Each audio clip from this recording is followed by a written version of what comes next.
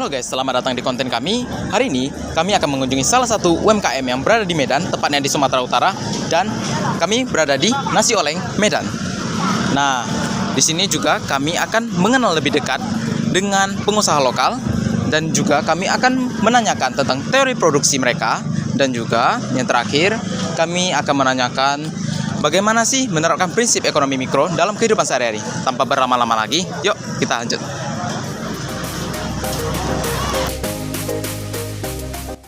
Halo guys, kami mahasiswa dari Sekolah Tinggi Ilmu Ekonomi Eka Prasetya. Kami dari Prodi Akuntansi dan berasal dari kelas AK24.1. Sebelumnya kami memperkenalkan diri terlebih dahulu. Perkenalkan, nama saya Dermawan Fabiolin. Dan teman saya. Dan saya William Matthew. Hari ini kita akan mewawancarai salah satu pengusaha lokal UMKM di Kota Medan. Nah, kita memilih lokasinya tepatnya di Nasi Oleng Medan, tepatnya di Jalan Nibung Raya. Tanpa berlama-lama lagi, yuk kita gaskan. Halo semuanya, sekarang kita ada di tempat dan akan mewawancarai salah satu pengusaha lokal di Kota Medan. Sebelumnya dengan Bapak siapa? JJ ya, oke. Boleh Bapak JJ perkenalkan dulu usahanya ini apa? Oke, untuk usahanya tuh dia dari nasi oleng. Nasi oleng ini sebenarnya melesetkan dari nasi goreng. Jadi untuk nasi oleng ini adalah cabang kedua ya, di daerah Nibung. Untuk cabang pertamanya di Amir Ramza, di Jalan Amir Ramza. Oke. Jadi kira-kira udah berapa lama ya Pak usahanya? Kalau untuk nasi oleng sejauh ini berjalan kita dari awal lebaran, sebelum lebaran tahun ini, kemarin 2024 ini juga kita pertama kali buka di daerah Amir Ramza di awal bulan 3 berjalan. Untuk yang di Nibung itu kita pertama kali buka di bulan 10. Berarti baru-baru buka. Baru-baru. Oke. Jadi kan di sini pengusaha lokal kan banyak nih Pak. Banyak. Nah, di sini kira-kira kan bisa dibilang mempunyai sejarahnya masing-masing. Jadi sejarah di nasi oleng ini bagaimana ya Pak? Untuk sejarah di nasi oleng sebenarnya nggak banyak ya kalau nasi oleng. Jadi kita memang ada sedikit terinspirasi dari brand-brand dari luar Indonesia. Jadi kebetulan konsep yang kita inginkan memang konsep street gitu kan. Jadi kita nyari tempat itu memang rata-rata kayak ya rumah setengah jadi yang kita boleh jadikan memang mau konsep street. Kalau untuk yang produknya sendiri itu memang terinspirasi makanannya itu memang dari lokal. Jadi lokal. Jadi kan kalau di Medan sendiri kan nasi goreng udah banyak. Nasi goreng pandu atau nasi goreng semalam ya. Jadi kita memang pengen ada kita pengen bikin nasi goreng juga yang bisa bersaing lah. Bisa dibilang pengen juga jadi nasi goreng legend. Oke. Di sini kan saya tanya sekali lagi. Di sini kan juga banyak pesaing Ya. saya. Jadi alasan Bapak menjalankan usaha di lokasi ini kenapa ya Pak? Kan banyak nih pesaing. Oke.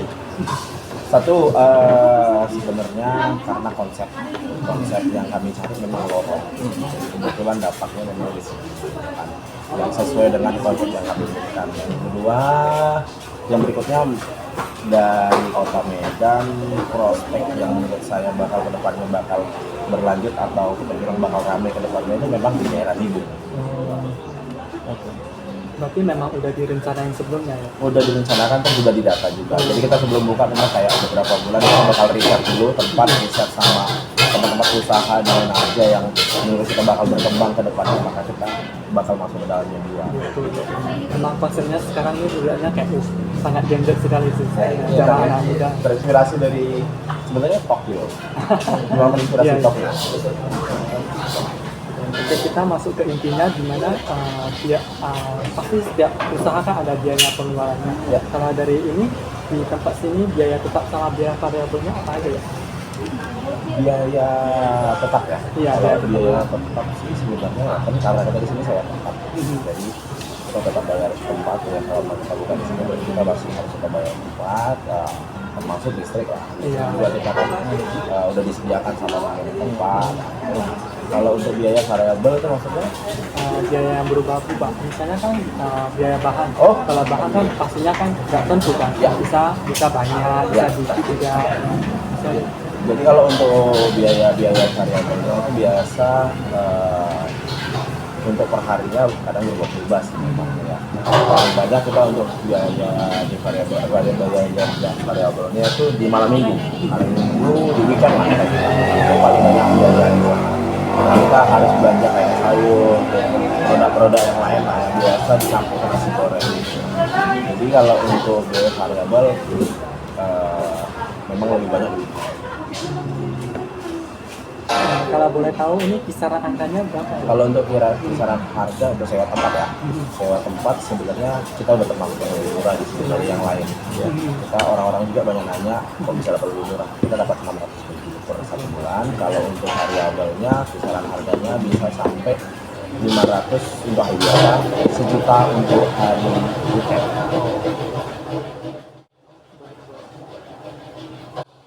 Kemudian kalau menurut narasumber ini, menurut Bapak ini, usaha ini udah memang mencapai BOP, kayak titik impasnya. Kalau menurut saya sudah. Sudah ya. Kalau menurut Bapak ini, kan setiap usaha pasti harus ada balik modal kan. Kalau menurut pandangan Bapak balik modal ini kayak gimana maksudnya? Kalau menurut saya ya jujur kalau itu paling memang udah balik modal. Kalau yang harus pandangan saya balik modal itu ya berarti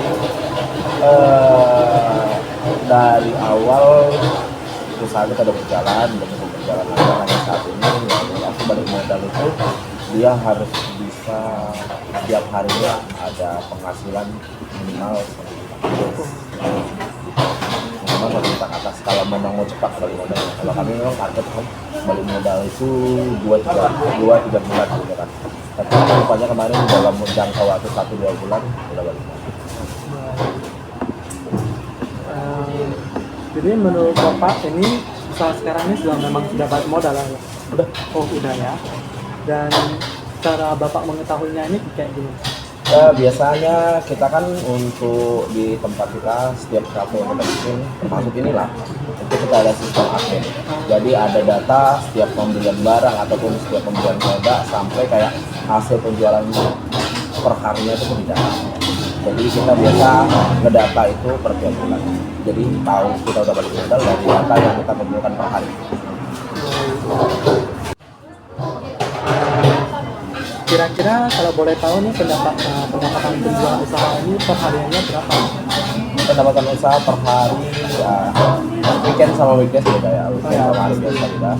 Kalau yang weekend dia paling kecil itu bisa menutup. Kalau untuk di hari biasa ya kita bilang di paling kecilnya sekitar 4,5 sampai 2 juta. Jadi selama Bapak menjalankan usaha ini, Bapak ini ada target nggak untuk mendapatkan penjualan yang ingin dicapai seperti per hari atau per bulan? Kalau untuk target pasti ada, karena kan kita mau bagaimanapun juga berusaha untuk branding. Betul. Jadi kita kayak ngubungin influencer sampai kayak ngubungin selebgram. Jadi kita ngubungin itu tujuannya memang untuk ada target per hari. Jadi bagian sehari yang kita inginkan memang kalau di hari biasa itu ya bisa menyentuh 5. Kalau di weekend kita bisa menyentuh 10. Target yang kita cari. Untuk sementara ya target itu dulu yang kita cari. Oke, jadi pengalaman atau pelajaran yang berharga ingin Abang bagikan kepada sama pengusaha-pengusaha lain itu apa ya, Bang? Sebenarnya wah itu kan banyak yang buka usaha di sini gitu kan. Tapi mereka salah setnya di awal itu jadi pembelajaran yang saya pernah jalanin dulu ya sebelum kasih oleh kan ada beberapa brand yang saya pernah jalanin yang banyak kadang kalau kecolongan sama pengusaha itu dia di training staff. Jadi dia buka usaha tapi staff belum training. Yang kedua di branding. Jadi dia mentok di branding di cuma 1 orang. Sementara kan followers dari yang tempat yang nge-branding belum tentu penikmat FMB semua. Jadi usahakan kalau branding walaupun kita bilang selebgramnya followersnya sedikit, tapi kalau memang rata-rata nilai jual followers dia itu lebih ke FMB, lebih baik pilih itu ketimbang ambil follower selebgram Instagram tapi followersnya pada nggak tertarik dengan F&B. Nah, kan banyak tuh followers yang nggak tertarik dengan F&B, apalagi dia banyak juga ya kayak followers lebih tertarik sama konten kafe gitu. Nah, jadi kita harus pintar-pintar mengambil selebgram yang punya followers mau ke makanan-makanan kafe. Jangan cuma kayak ngambil followers yang banyak followersnya tapi kan dia nggak tahu followersnya itu sebenarnya rencananya kafe. Betul. Jadi harus jago-jago di sana. Jadi harapan apa untuk ke depan usaha ini apa? Kedepannya saya harap untuk di Medan ya, nasi goreng bisa menjadi nasi goreng legend juga, seperti kayak yang mungkin yang terkenal di Medan nasi Malang Buntu ya. Itu jadi kami pengen juga jadi nasi oleng yang masuk legend yang bisa berjalan puluhan tahun mungkin. Semoga terus tercapai ya.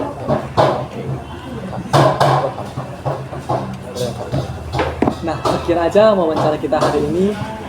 Nah, jangan lupa ya guys, jangan kesini juga dan makanannya memang pasti enak-enak. Bye bye. Oke guys, kami di sini memesan 5 bestseller dari nasi oleng. Yang pertama ada nasi goreng baby cumi cabai, Yang kemudian ada nasi goreng beef slice cabai. dan di sini yang ketiga ada semur oleng, dan yang keempat ada mie goreng Bangladesh ayam cabai. Yang terakhir kami ekstra topping baby cumi cabai. Setelah itu yuk lanjut masuk kita makan.